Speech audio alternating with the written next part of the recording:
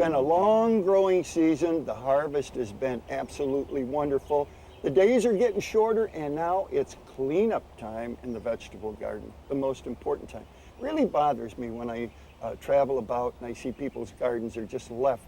Wherever they stop growing, that's where they're left. And the dead foliage, the dead fruit, and the vegetables are left in there. That's foolish, folks, because that's where disease and problems come from. You want to make sure that you rake up and take out all of the old debris, especially if it had any sickness or illness in it, any of the viruses, that comes out of there. All rotten fruit and vegetable come out, and they can go they can go into the compost pile. That's okay, or you can even emulsify them. You can put them in a bucket and stir them up, and you can use that as liquid compost. But I want the bed cleaned, and once the bed's clean, really clean, then I want to take and use a tonic.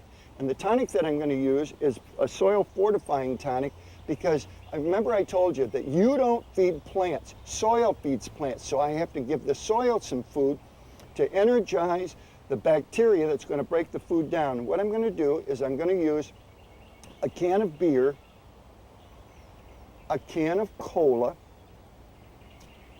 a half a cup of liquid dish soap.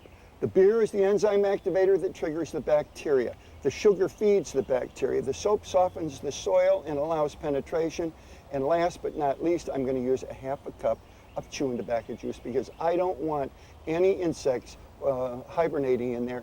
And tobacco juice is a contact poison and ingestion poison. You make tobacco juice by simply taking your thumb, 3 fingers, get a big clutch of chewing tobacco. It's got to be chewing tobacco because it has molasses. Put it in a toe of a nylon stocking, marinate it in a pint of boiling water. If you're a big gardener, put the whole package in there. Now, once that's done, then what I want to do, and I overspray the soil just the way it is. Now I'm going to make a mixture, a dry energizer, and I'm going to use 25 pounds of gypsum. Gypsum is calcium and sulfur. It changes molecular structure, the particle size of the soil. Calcium builds up in the soil, so it's ready for the plants. Sulfur kills soil insects. I use 5 pounds of garden food, any kind of garden food. And what it does is it will now be broken down by the bacteria and by the material that I put in to feed the bacteria, so it's ready to go. Now that is then spread with your handheld broadcast spreader over the top, and then I cover all of that, all of the soil now, with grass clippings, real fine grass clippings. And I just want a light layer, nothing really big and heavy. And this goes whether it's a raised garden or whether it's a full-size garden in the ground. But I'm going to put this over the top. And now I have to do another spray to it, and then the other spray that I'm going to use is very simple. I use a can of cola, and the cola, remember, is sugar, and the sugar is going to help decompose those grass clippings. I use 1 cup of liquid dish soap, and 1 cup of liquid dish soap.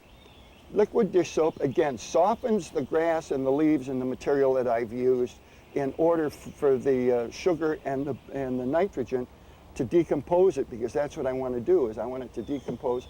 And I use 1/4 cup of ammonia, nothing strenuous. That's my nitrogen source. Now I take all of this and I'm going to overspray the garden itself. The grass clippings, whether it's a full-blown garden or whether it's a raised garden. And then 7 to 10 days later, after I've sprayed this on, I am going to lightly till all of this material under, and then we can go ahead and we can rest for the winter, and this will go on and work until the ground freezes solid. The bacteria will begin to work. That way you'll be ready to plant come next spring.